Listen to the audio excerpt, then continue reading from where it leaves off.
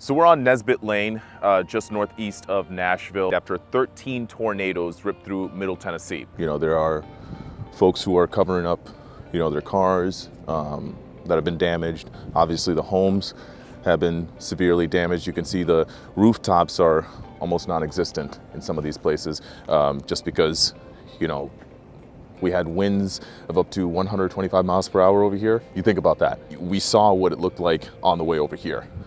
It's almost as if the tornado bounced, over homes, over complete neighborhoods to get to this point. We know that 3 people lost their lives in Montgomery County and another 3 people lost their lives here in Davidson County, not too far from where I'm standing right now. So just think about that for a second.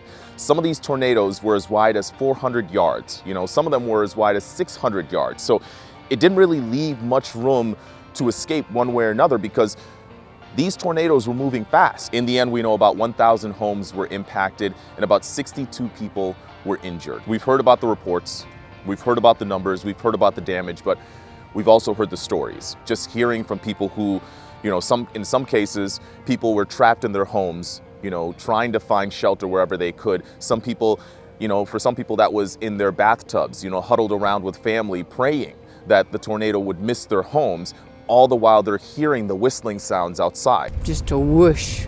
Sound like you went to the car wash and put the commercial vacuum cleaner on your ear. Wanda McLemore remembers the moment the tornado tore through the Madison trailer park. Her unit was spared, but the one next door? I looked out and I didn't see the trailer, and we heard somebody hollering for help. You could hear for help, and by the time we got out here, I had to grab a coat and stuff because it was still raining, and there were already people over here trying to get to them. The tornado lifted one trailer and threw it on top of another. The impact killed 37-year-old Joseph Dalton in one of the trailers. 31-year-old Floridima Perez died in the other. First responders then desperately searched for her missing 2-year-old, Anthony. One of the firemen, I said, did they find the baby? And they said yes, they couldn't find it because she was holding it, covering it, protecting it. Anthony did not survive. 2 other children inside did, as well as the baby's father, who says they were asleep when the tornado hit. The little kids were saying that his mom was sleeping, and I know they were like screaming. And in other cases, we're hearing, complete strangers going across the street to help their neighbors because they know that they've seen their roof just come over, just come off the top of their homes. This scene on Cottenham Lane in Clarksville really tells the story of a community that was hit hard by an EF2 tornado. Dale Gooman can't believe he and his family are still here. A place that we've lived for just a little over a year, just completely gone in the matter of minutes. Even though much of their family home isn't. This is where we were, right here in this tub. He and his wife put their 3 kids, all under the age of 3, in the bathtub and braced for impact. Yeah, we got the kids in the tub, made sure they were covered in blankets, and I acted as a human shield along with my wife. One of the neighbors down the street, as soon as he saw our roof missing, he ran right over and kicked down the door to check on us and helped us carry the kids out of the house and into theirs for safety. We're seeing some folks from the Salvation Army, we're seeing some folks from Red Cross. They're doing whatever they can to offer assistance to some of these families. People are walking outside of their homes to get a hot meal. This is the type of stuff that leaves a lasting impression because people know that they can count on their neighbors when they need them the most. We're helping clean up debris pulled to the street, and we're feeding people here. We're giving out supplies. We are a community, we love one another, and we're gonna help our brothers and sisters who are in need. Meaning Richard Taylor is still overwhelmed. I am so appreciative of the help that they've done, and I mean, it's overwhelming. You have to give me a second. Overwhelmed. Just with gratitude. At the same time, we do know that tragedy struck in some of these areas. 3 people lost their lives around here, and that's something that we can't forget. Hunker down, right? She's on top of the babies, and him's on top of them. You know what we done? We prayed. Yeah, excuse me. A lot of this happened in the evening time where you can't actually see this tornado coming through, and this is what was left behind. Folks were just in their homes, bunkered in, trying to keep themselves safe without being able to see the, this tornado that was barreling down on them. The other thing that was concerning, of course, we see these power lines that are everywhere. And so not only were people concerned about the storms and the severe weather, but there are transformers on the ground. So the stuff that was left behind, that's also a concern. You're not quite sure where you're standing in some of these areas. And for a good number of hours, people were just trapped in their homes because light was knocked out here. You couldn't really see where you were going. And then on top of that, you have power lines outside your home. The assumption is that they're all live. I mean, if you want to see right over here, NES is working to get power restored to this area. I don't know how long that will take. I know they are leaps and bounds, beyond what they were at on Saturday, which was about 48,000, outages. Now we're at about 5,000 outages. Huge difference, but still, like we heard from the person earlier, they're without power. And so while they may hear the numbers are much different than they were on Saturday, it doesn't really help them when they don't have power today. You see, this is a complete transformer that was just ripped off the stand. I mean, you can see into someone's bedroom. That's someone's bedroom. TV and everything still there. Let's go a little bit further down. It's tough to tell if these are homeowners or volunteers or what, but I can only imagine. You think so? Okay. My experience. Yeah. Gotcha. Okay. Let's, we can walk up to here and then just turn back. Cool. Yeah. We're still in the I can't believe it phase, right? We're still at the point where it's tough to make sense of what we just saw. And so the best way of trying to communicate that is just by talking to other people. How's it going, guys? Sharing the stories of survival. We heard one person who said he was hanging on to the door of his house because he got locked out, and here come the winds and strong winds just pushing one way or another, and he's having to hold on for dear life. Okay, I gotta get out of here. I gotta get out. Holy sh! Holy sh! Holy sh! Holy sh! Holy sh! Holy sh!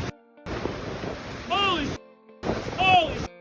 By then, it was there, and it was just loud, crashing noise.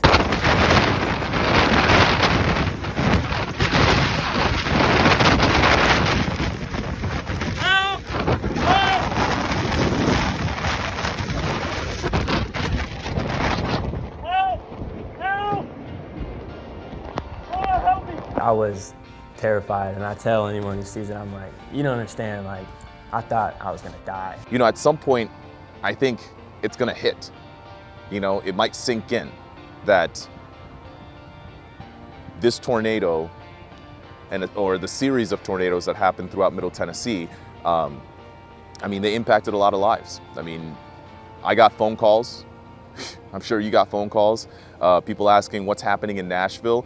And it was a weird dynamic because I live in West Nashville. I didn't see the tornadoes. I heard the sirens. I didn't see much of anything other than just some lightning and some strong rain. And then you hear about what happened just north of Nashville, just a few miles from where we were. That's what made this so odd for many people in Nashville. I had power. Thousands of people did not have power. That's something else that I don't think too many people understand, is that when we're talking about some of the tornadoes that strike this area around this time of year, they're at night. We saw the TDOT video, right? And it looked dark to begin with, but then you just see this funnel cloud. And the funnel cloud is even darker than the sky is, and that's how we picked up on what was happening. Of course, you saw the flames shooting up, you saw the sparks and everything, but where I grew up in the Twin Cities, if there was a tornado, you saw it. You know, here, much different ball game. We're talking about severe weather that happens at a time where we can't see the severe weather. And so it makes it all the more important to have access to, you know, the NewsChannel 5 app, or, you know, have access to a streaming platform so people can see this from the experts. You know, they have all this information in front of them to be able to monitor these conditions. So that's another thing, right? Is perception is reality. And so when people see homes destroyed, people see neighborhoods just wiped off the map and such, you know, it's important for us to be able to get out there and show what's happening, and that's what we did. You know, I saw a number of reports, one woman even saying that, you know, her family saw her home destroyed, you know, on camera, and she wanted to make sure that people knew she was safe, so she came to us. She came to NewsChannel 5 and let people know, like, I'm safe, you know, all things considered, I'm doing okay. But these are the types of stories that have really resonated with a lot of people in just the past couple of days here. You know, you told me before we got here, like when we were driving up, you said, you know, just be mindful that, you know, we're gonna see some damage, you know. And I think back to Kentucky, you know, a couple years back when we covered the tornadoes that happened out there, deadly tornadoes again, right? And there was devastation everywhere. Well, you know, we're seeing a lot of the same things now. I'm heartbroken and scared and sad to know what's gonna come to light after what I've seen right now, didn't expect to see. Like, everything I'm seeing is like your worst nightmare in your neighborhood. Now I'm sobbing, like scared to hear. I'm praying that nothing worse has happened. I think of just human life and my own family. I heard a 2-year-old is gone, and I have a 2-year-old, and I can't handle that. Seeing this is just horrific. It's sad. Yeah, this is more than I expected. But again, you know, when you're talking about 125 mile per hour winds, I mean, this is the result of all that.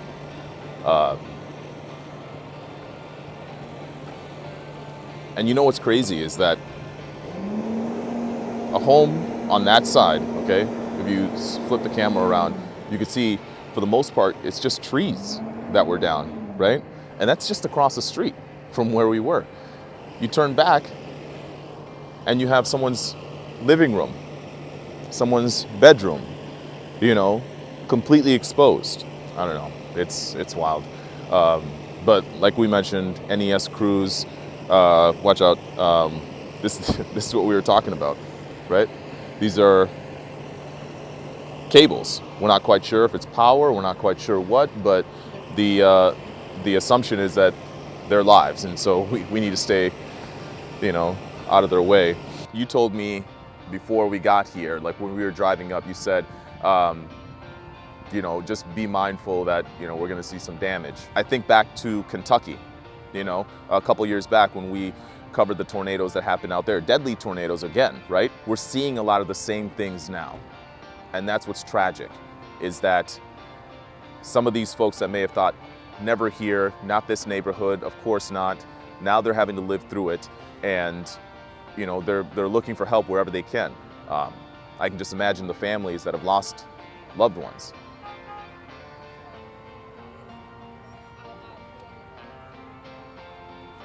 Take care, guys. So what you couldn't see, but what was happening behind the camera here, someone just asked, you know, how long before the lights are back on? And that's another thing. I mean, when you look at this neighborhood, you don't quite realize that there's no power around here. You know, the other thing that I wanted to mention, of course, is that we are talking about, you know, the recovery efforts, things that are being done to get people back on track. And, you know, there may be some folks who come out saying that they are willing to offer their assistance, you know, with one company or another. And that's, you know, that's something that you have to be mindful of. Who are these folks that are offering their services? Can you get help, you know, just by the person who just shows up to the door knocking saying, hey, I can you know, fix your roof for you or whatever. We've seen a number of these stories.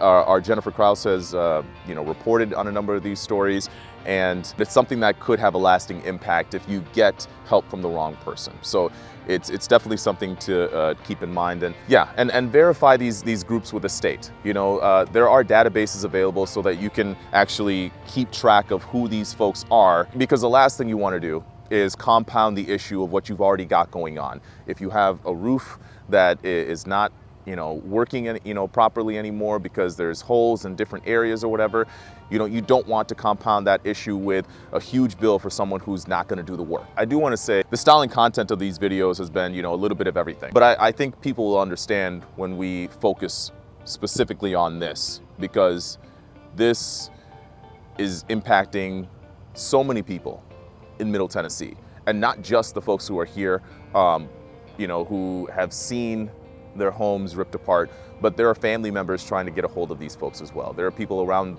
the country asking what's happening with, you know, my family out there. Yeah, I felt that on Saturday. It's that moment where you realize, okay, this isn't just happening wherever, Tornado Alley. This is happening in Nashville. This is happening in our backyards. And I know we say that a lot with a number of different stories because it seems like Nashville has been in the news for a number of different things. But when we see it happening here, it hits different. This is one neighborhood. We saw plenty of damage in Clarksville. We saw plenty of damage in Montgomery County, Hendersonville. This is Madison, Gallatin, all of these different counties into Kentucky, right? So a lot of damage, a lot of destruction, but also a lot of people here willing to do their part to help.